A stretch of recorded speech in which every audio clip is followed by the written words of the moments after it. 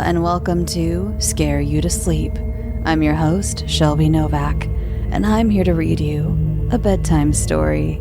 Before we begin, I wanted to tell you about where else you can find me this week.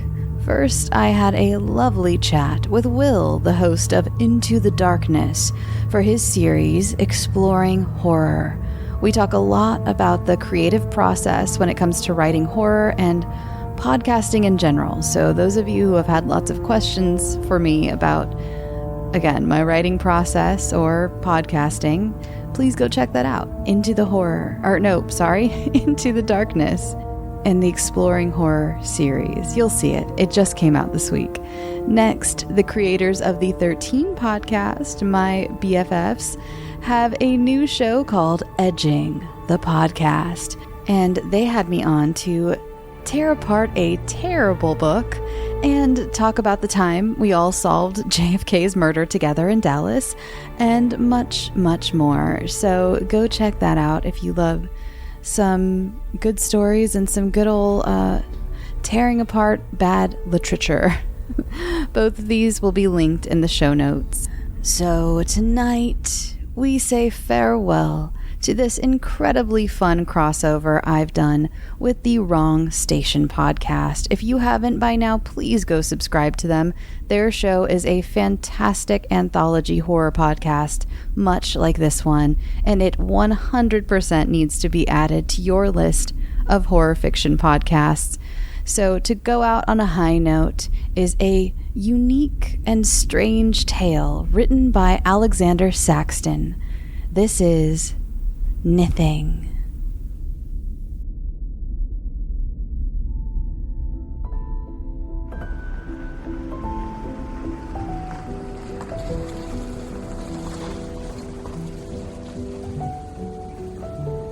She pulled over at my usual cafe and put on the blinkers, leaned over and kissed me on the cheek, ruffled my hair as she looked me in the eyes.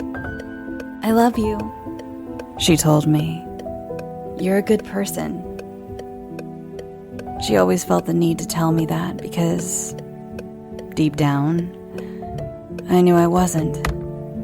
I kissed her back, held her tight, warm and firm, her hair soft and spiky as new pine needles. "I love you too, Dana. Forever. Have a good day, okay? You too."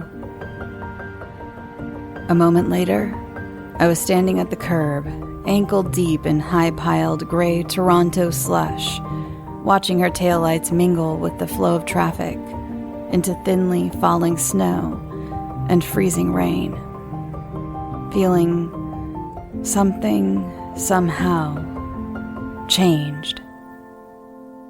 When I walked inside, I found my usual seat taken by a man I hated on sight.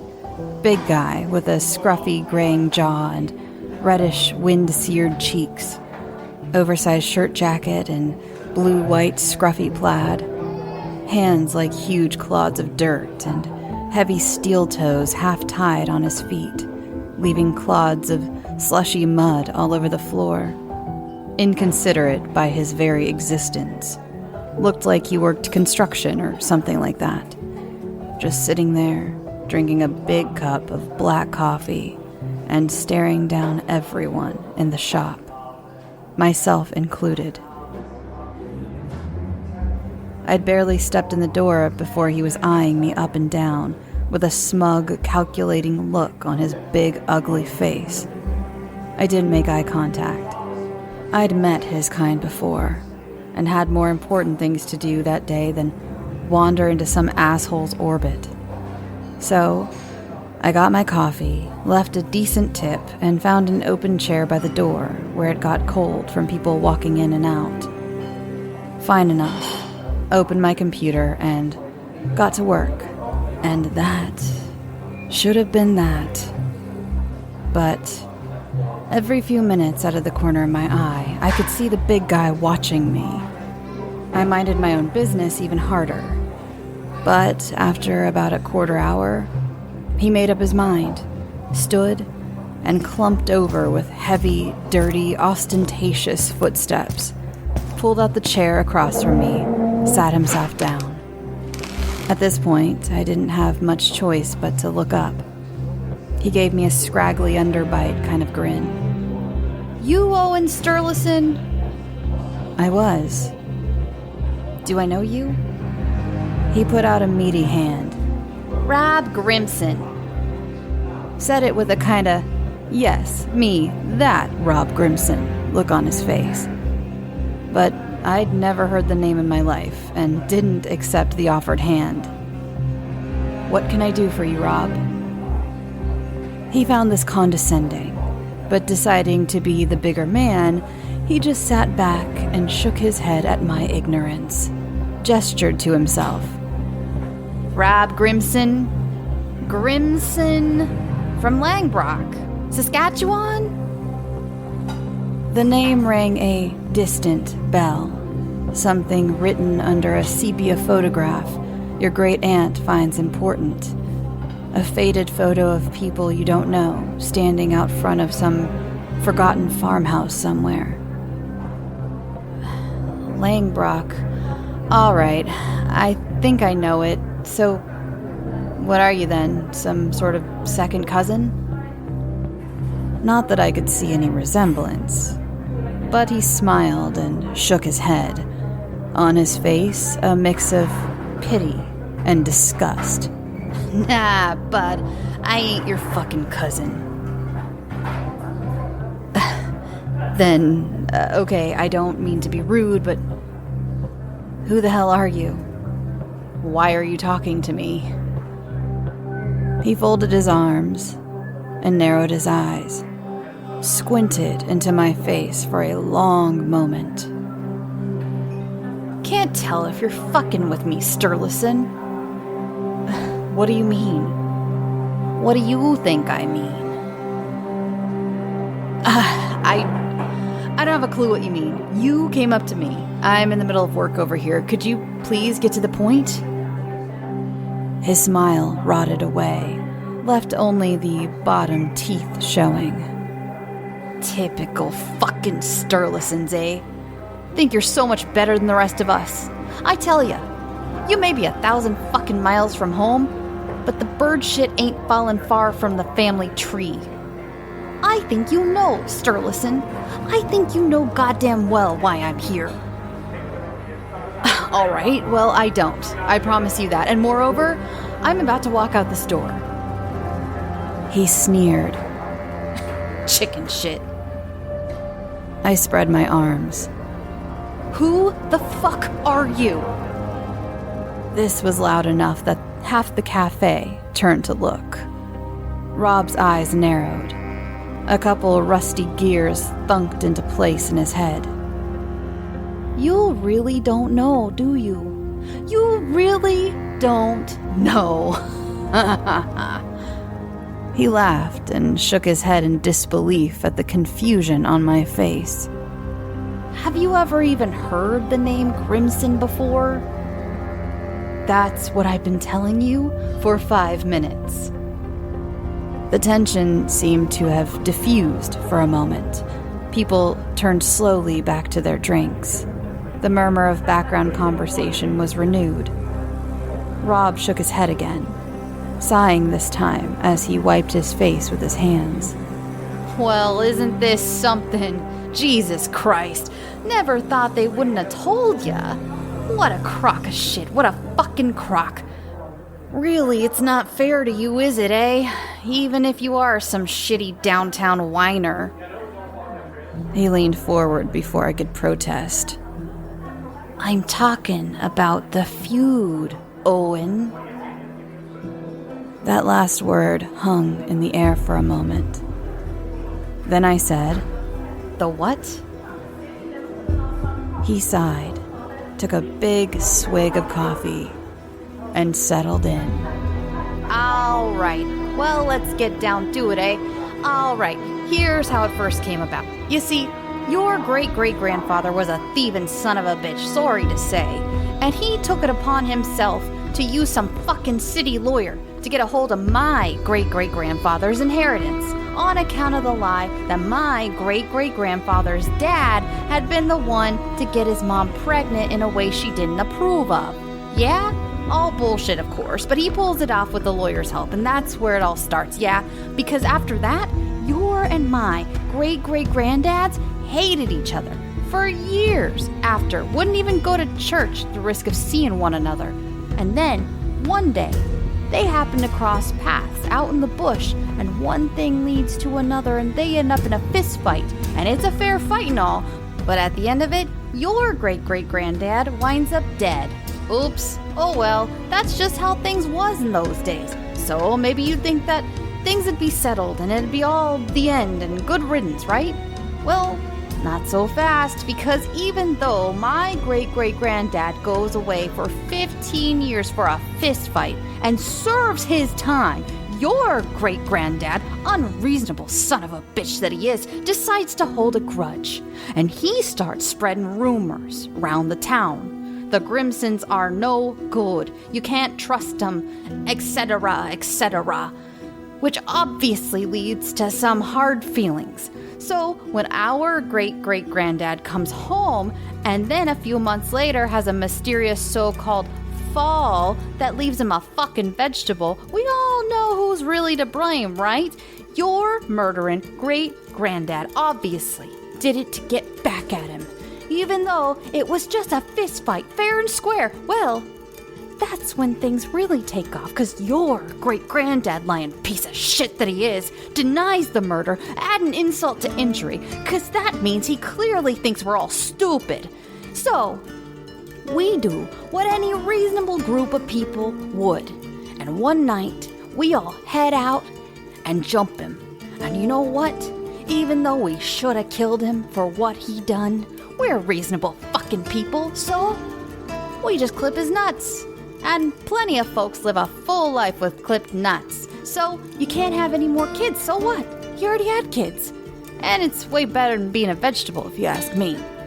Well, try telling that to your great-uncle. He completely overreacts, comes up to my great-granddad in the middle of the town square, broad daylight, blam, blows him away. Right there in the street, brings in the Sunday afternoon dust like none of us is fucking Lutherans. What the fuck? So then he goes to jail, and at some point in the next few years, my great-granddad's brother picks up your great-uncle's sister and locks her in the barn for a few days as a joke. But she, being a lying Sturluson, says he did something to her that he didn't.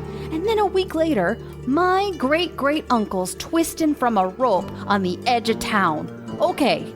So, after that, it's war. Straight up war. Plain and simple, down and dirty. We're talking fights and beatings, murders, houses burning down, people going to prison for killing each other outside and then going on to kill each other inside. I'm guessing this would be about the time your granddad upped stakes like a dickless chicken shit and headed east. Anyway, so things didn't simmer down until after 45. Bunch of both families got wiped out in Normandy, and ones who came back were mostly cripples. Tough to hand someone from the box maple when you're stuck in an old wheelchair. So, around that time, the women of both families patched things up a bit, and things slowed down. But slow don't mean stopped. And none of that stopped your second cousin from popping my dad in the head with a tire iron when I was a kid, or his bitch wife from making it the whole town's problem when their house burned down with a bastard inside it a few months after that. Things of that nature. You following me so far? I blinked. Jesus Christ. Oh, yeah. Rob shook his head sadly. Sturluson's got a lot to answer for, all right. Anyway, flash forward to a couple months ago, and your, I don't know what he was, third cousin? Not really sure how it works with the removes and all that. But anyway, a couple months ago, old Burton Sturluson kicks it from the emphysema, and we're left with a problem. Problem being, there's no more Sturlusons left living in Langbrock. I covered my face with my hands. How is that a problem? It's over. You won. The town's yours. But Rob shook his head, squinting regretfully. Well, it would be, but you see, we have reason to believe. A couple winters back, your man Burton drugged my cousin Jonah, then dropped him off to freeze to death in the backcountry. Death by misadventure, said the RCMP, but come on, right? I mean, everyone knows what's up. So we did the sensible thing and let it lie for a few years. Let the heat die away so we can make our own justice in our own time, right? But then, your man Burton up and dies before we got a chance to make things square. He looked at me expectantly, like I could put the rest together from there. Something about him reminded me of a large dog waiting to be fed. When I didn't say anything, he prompted me with, "And that's where you come in." Me? That's right. What? You want me to pay some kind of blood money or something? Bear Guild? Even if this was any of my business, I spend all my money on rent and groceries. I've got like $600 in savings. Rob put up his hands, reasonably. Okay, well, don't worry about that. We're not asking any money. But then he gestured frankly at me. But all due respect, it is something to do with you. Blood, thicker than water and all that.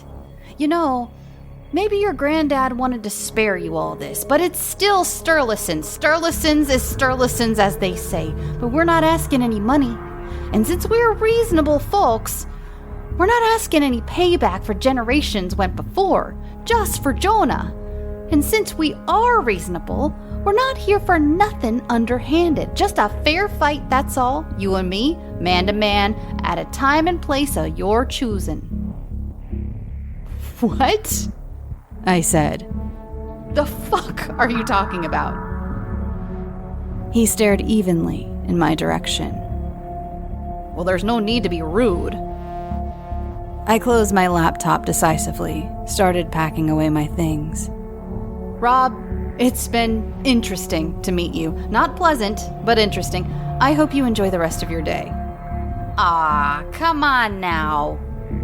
He leaned back in the chair, spreading his arms as I stood. Don't be a little bitch like your granddad. And you know what? In spite of myself, that last part got under my skin. Because sure, Rob was a big guy, and I'm sure he was used to pushing people around, but I was big enough to match him pound for pound, and I'm not used to being pushed. And you know what? I would have gladly kicked his ass for him right then and there, except that I'm a civilized fucking human being. But anyway, that was the end of it. Until the next morning, Dana opened our living room curtains and screamed and fell backwards, almost going through the glass-top coffee table. Dana, what is it? I was already there with my arms around her, but she just stared out the window and pointed. Blinding daylight shining white and golden on the new white snow. And in the midst of our shared front yard, aimed straight at our apartment's ground floor front window, was something horrible. A horse's head. I shit you not, the severed head of a horse impaled on an 8-foot pole. Not sure how long I stared. White sunlight in the creature's blank, dead eyes, shining softly off its velvet fur. A slow wind playing listless with the tattered mane. A horse's head is big, you know, and that head came from a big horse. The thing was nearly as large as my torso, and the hardwood pole was thicker than my wrist.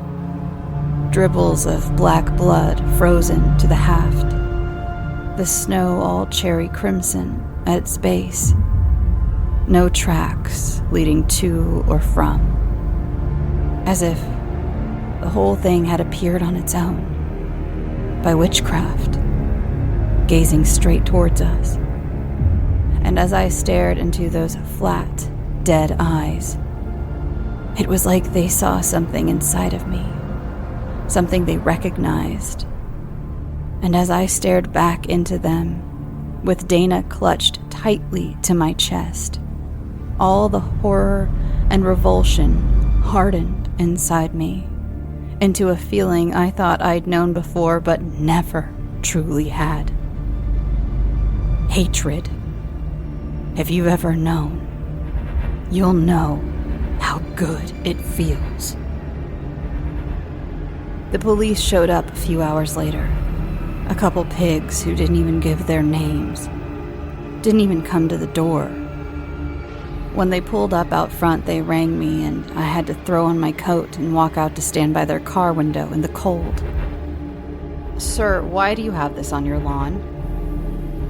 Because someone put it there. That's why I called you. The cop in the window had a filthy spiral notepad about the size of a credit card. He was making illegible notes with a blunt golf pencil. Do you know who it was? Yes, a man named Rob Grimson. He's from Langbrock, Saskatchewan. Maybe 6'1", white, heavy build, gray hair. And, what did you do to this Mr. Grimson? Do? Nothing. He's crazy. Sir? The second officer leaned over his identical partner. Have you tried talking to him? Yeah, I tried talking to him, and he went and did this. The two looked at one another. So what do you want us to do about it? Find him! Arrest him! The officer shrugged. I mean, we could, and he'd get a fine maybe. That would be that. You don't understand. This guy's dangerous. This is a threat. He thinks we're in this feud that goes back decades and... Oh, so you did do something to Mr. Grimson? No, I didn't, sir, said the second officer. I'm going to need you to calm down. I cannot tell you how apoplectic this made me. I am calm, I managed to say. Look, sir, said the cop in the window. This really seems like a private issue to us. Whatever problem you have with this Grissom guy, it's really best if you just talk things out instead of wasting police time. Great, I said. Thank you for your help. Just doing our job, sir, and, He pointed to the horse head. You're gonna have to clean that up. It's a public health problem. I held things together until I was back inside. Then, I kept myself barely from putting a fist through the wall, which was good, seeing as how our building has brick walls. Maybe we should stay with my parents for a while, Dana suggested. Yeah. Though I hated the idea of being forced from my own home. Yeah, maybe we should. We were there for a week, up in the Halton Hills, overlooking dry, cold woods and the frozen boardwalks down in Hungry Hollow. Not a lot to do up there in the winter, but at least I was able to get some work done. On the third day I was down for a walk by Silver Creek when I got a call. Private number. Thinking it might be work, I picked up, and immediately knew the voice on the other end. You know, it's a fucked up thing you're doing, Owen. What the fuck? That I'm doing? That I'm doing, you son of a bitch? Yeah, that's right. An aggrieved reasonableness to Rob's voice. I came here offering to put an end to everything. Once and for all, like Christians, like fucking Lutherans, and you turned me down. I offered to let it already be done, and then you... I held my phone in front of my face and screamed at the top of my lungs, "Put a fucking horse head on my lawn!" A Nithing pole. He corrected. What? It's called a Nithing pole. It's from the old country. Curse. Way of calling you out. Oh, so now you're using magic against me, you dumb fuck. You know, you sound pretty upset there, Owen. I could hear him grinning. Sounds like maybe you kinda do wanna fight me. How about I do one better, you redneck trash? If you ever come near me or my family again, I'll fucking kill you. Well now, Rob said. That's what I like to hear. Where and when? Fuck you. All right. A sigh in his voice. Guess you're not quite ready yet. Well, hope you get those results you're looking for this week. Then he hung up, and I realized I was red in the face, doubled over my phone in the middle of a public trail, and that there was a family with 2 young children staring at me. Sorry, I told them, wiping damp hair from my face. Business call. It wasn't until later that I began to feel a creeping unease about Rob's final words. The results you're looking for. How could he have known? On the 5th day, those same results came in. Dana sat on them all day until her parents had gone to bed. Then she came up behind me in the kitchen as I was making tea and put her arms around my shoulders, rested her head on my back. She said, "We are going to have a baby." For an entire day and 2 entire nights, the earth was golden clouds beneath our feet. Then, the morning of the 7th day, we woke to find a horse head staked into Dana's parents' lawn. I was silent all the way as Dana drove us back to the city, paying attention to the tint-windowed silver F-150 that haunted our rear view down the 401. Exactly the kind of car Rob Grimson would drive. Dana, looking a little pale beside me as she drove, glancing in my direction from time to time. "How are you doing?" she asked. "I'm okay." "How are you really doing?" "How should I be doing? I'm outraged, furious." She hesitated a long time before speaking. "Look, Owen, I know this is new for you, but it's not that different from the sort of thing a lot of women have to deal with all the time. And don't get me wrong, it shouldn't be like that, and I'm not saying it's good or normal or okay in any way, but it's the sort of thing people can manage to get through. You're careful, you rely on a community to stay safe, and you get by. This obsession this guy has, it's really hard to keep something like that up. Like, how much is he spending to travel across the country and stay here and, I don't know, hire a PI to track us? It's not sustainable. Sooner or later, people like that, they either give up and move on to something else, or they end up destroying themselves. I said, "Or they kill you first." She hesitated. Couldn't deny that. "My point is," she began, "there are ways for us to get through this that don't involve anything drastic." "You mean that don't involve me going to jail for murder?" "Yes." She took a hand off the wheel for one moment to squeeze my knee, shot me a quick glance. "I love you. You're a good person. I want you to stay with me." Every time she called me a good person, I almost believed it. Because when I was with her, I was a good person, because she was a good person. which was why, you understand, I had to take steps to keep her safe. I noted the exit in the rear view as the F-150 turned off. Then I shot Dana a glance, a quick smile. "I promise you," I said, "I want to stay with you as well."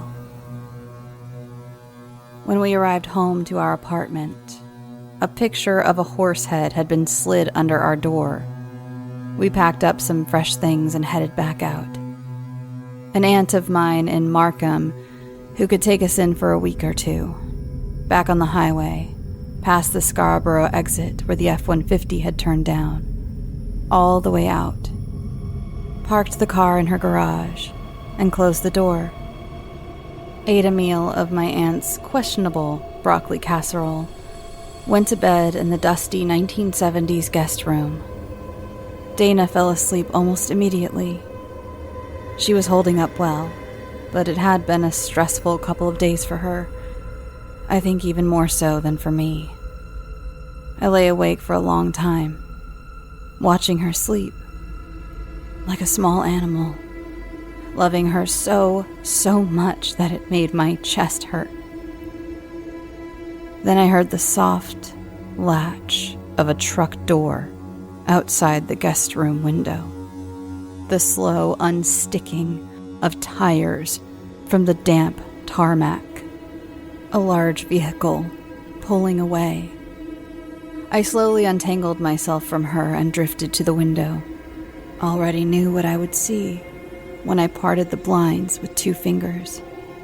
A horse head, staring from its spit, a Nithing pole, its black eyes locked on mine. I let the blind fall shut and hung my head. Stood for a long moment in the dark, listening to Dana breathe. We were going to have a baby. The best of me and the best of her, together. I could picture it so clearly, the sort of family we would be together, the birthdays and school plays and the lazy movie nights together on the couch. And then at some point, 5, 15, or 30 years down the line, I'd come home and something terrible would have happened to this child, to this life of ours. I'd come home and sitting on the front step with their grin and their underbite and their filthy plaid shirt would be someone with the last name Grimson to spell out all the brutal details. My heart started to pump, and I felt that seductive clarity, that great false clarity that hatred brings. I thought I was quite calm at the time. I went over to the chair in the corner of the room and began putting on my socks. Dana's mumble, questioning, 3/4 asleep. "It's okay. Go back to sleep." I went to the edge of the bed and stroked her hair and tucked the blanket over her shoulder. "Just going out for a bit to clear my head. I love you. I love you," she murmured. I looked at her for a long time. For the last time. And not for long enough. Then I was out on the road with the radio off, driving in total silence down the 404, wearing an old blue-black coat I'd inherited from my grandfather. Orange lights drifting past in lurid quiet as I tumbled south, stopped for black coffee and drank 3 cups by the side of the road, feeling raw and wired by the time I hit the 401.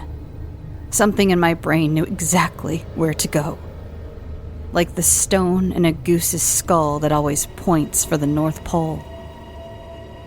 I hit the exit I'd remembered and turned down, found a stretch of motels, honest-to-God motels in this, the devil's 21st century. Grimy, run-down hour ones, 3 or 4 blocks of them, trafficking motels.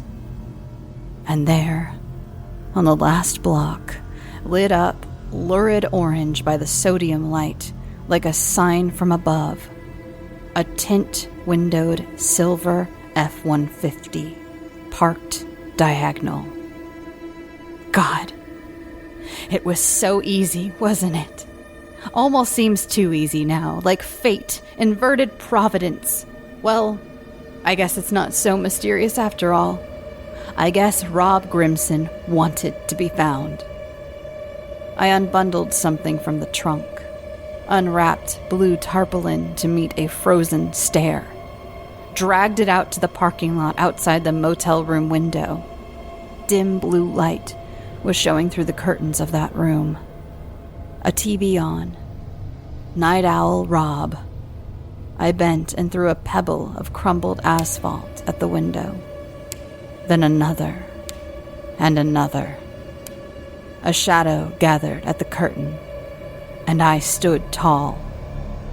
There had been 1 or 2 warm days in the past week, and the horse's eyes were beginning to go milky, beginning to water with decay. I aimed them right at the motel room door. Then the door swung open, and out into the orange light stepped Rob Grimson. He was wearing boxers and a grimy t-shirt, and over that, a brand new bright red bathrobe swinging open. He was carrying a couple of heavy, medieval-looking weapons in his hands. Halberds, their blades of blunt and rusty farming steel, their hafts of weathered, sturdy oak. His heavy jaw was unhinged in a smile, his big square teeth glinting at me as he tossed one of the weapons at my feet. A weighty clang on the tarmac. Well, look who the hell it is. Owen Sturluson. Was starting to think you didn't have it in ya. Well, here I am. I stamped the Nithing pole on the pavement. Brought you your little present back. Thought I might shove it up your ass. That's more like it. Rob laughed, gave his halberd a couple experimental hefts, then shouldered it, orange light creasing against its blade, its spiked point. Quite the change from Mr. Uppity Copy Shop from last week. What changed? You get some bad test results? Good ones. Oh, I see. So you decided to take care of this now, in case one of these days Uncle Rob showed up at school and picked up your child for ya. That made my heart pump bile. There isn't going to be any Uncle Rob. His smile only widened. Well, if not me, some other member of the clan. There's a lot of us, you know. And unlike you, we don't forget.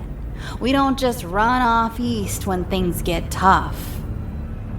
And suddenly, I could see them all, stretching back and forward in time, all of them the same with their low-slung jaws and sneering Grimson smile. All of them awful, and every one a threat.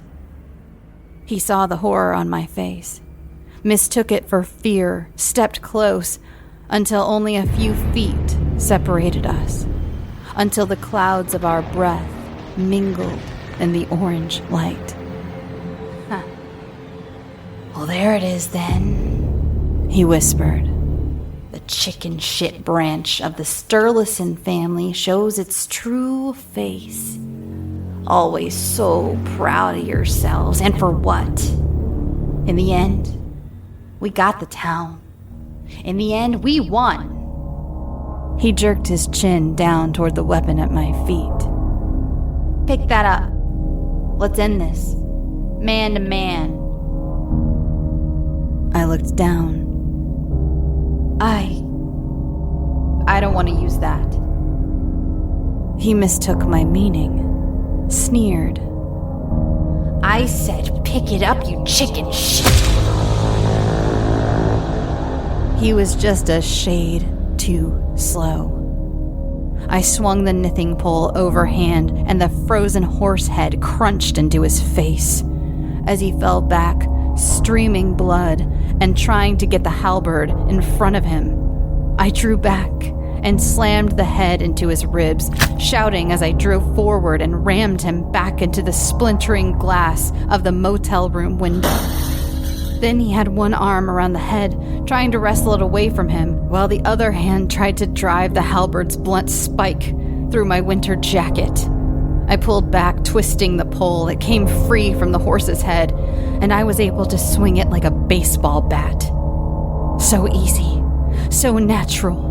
It came like breathing.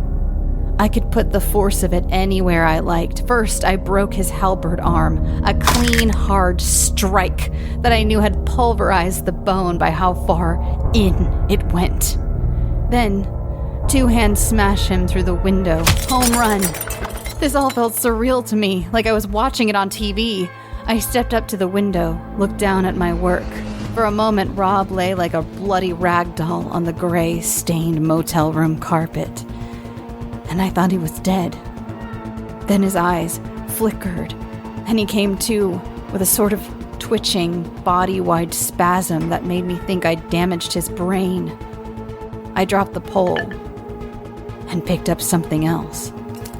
When I came through the motel door, a moment later, footsteps crunching in the broken glass. It was the horse head in my arms. By now, Rob was trying to scramble back through the shards, wheezing from what must have been at least one broken rib.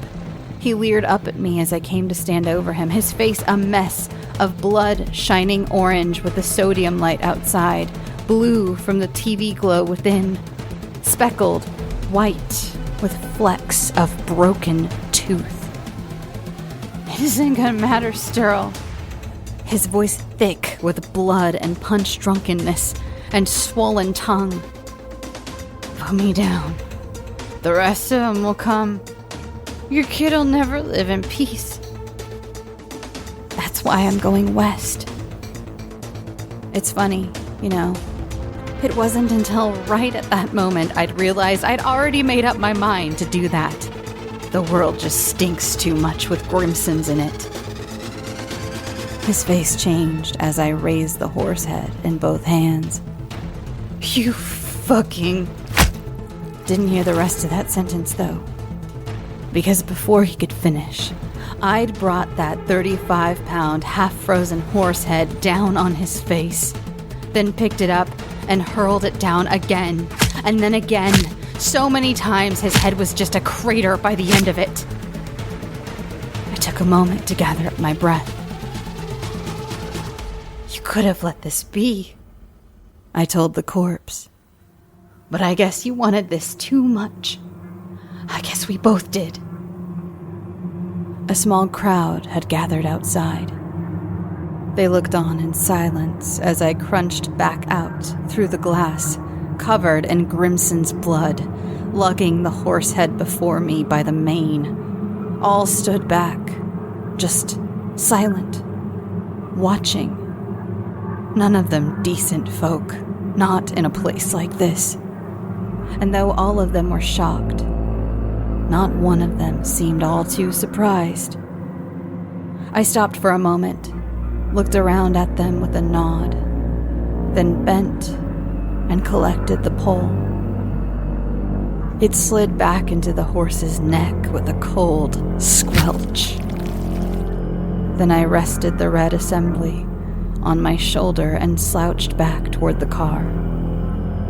They parted before me as I crossed the parking lot.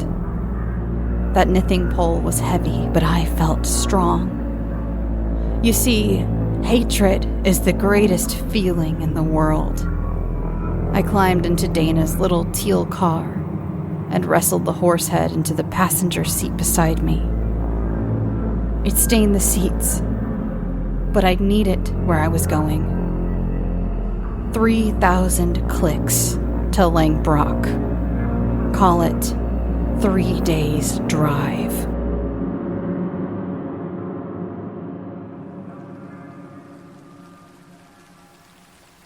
Thanks for listening, and remember to go subscribe to the Wrong Station podcast. And don't worry, we'll do something again, I'm sure. And they've become, my pod friends. I have so many podcast friends, and I love adding more every single year. So thank you, The Wrong Station, once again for allowing me to tell some of your incredibly just horrifying stories. Some of them really got to me. The aquarium one, something about it. Anyway, you can find all of The Wrong Station's links for social media and where to find the podcast all in the show notes. They're all there, as well as all the links to the guest spots that I mentioned at the top of the show. So yeah, lots of stuff to go follow. Isn't it great when you find a lot more new shows? I love bouncing. I love finding new podcasts to listen to and have some new voices in my ears. But you can follow this show on social media at Scare You to Sleep on all the socials. You can follow me personally at Shelby B. Novak on all the socials as well. And you can follow me over to the Bloody Disgusting podcast, where I am now a co-host. So go check out the Bloody Disgusting podcast. That's also a video podcast if you have Spotify. So, if you're into video podcasts, there's that available to you. And what else? Oh, if you'd like to submit your own story to be featured on the show, you can submit it to scareyoutosleep@gmail.com.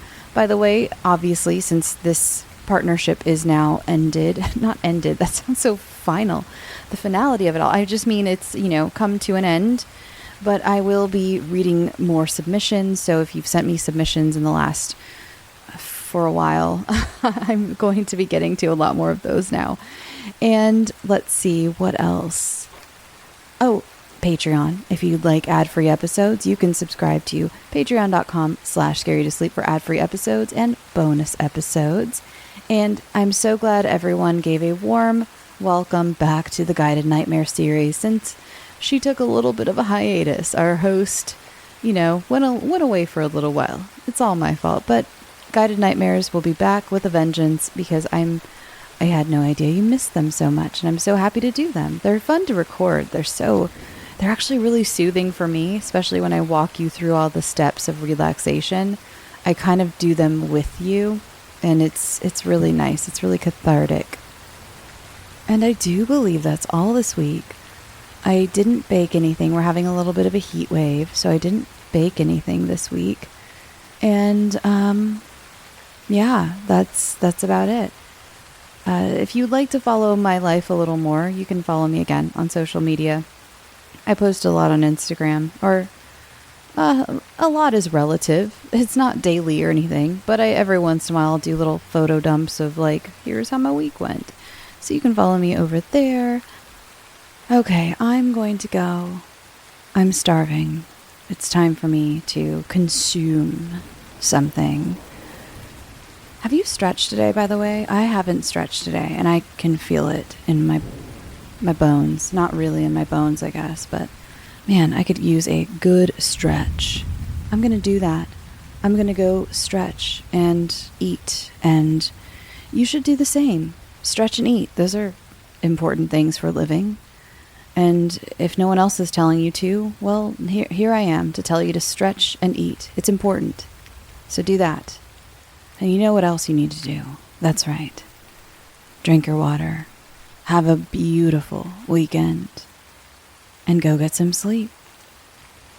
Sweet dreams.